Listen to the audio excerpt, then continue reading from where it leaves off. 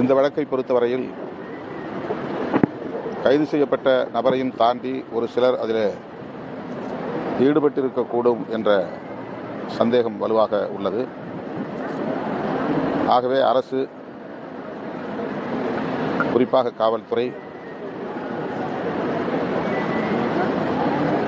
நேர்மையான முறையிலே புலன் விசாரணை நடத்தி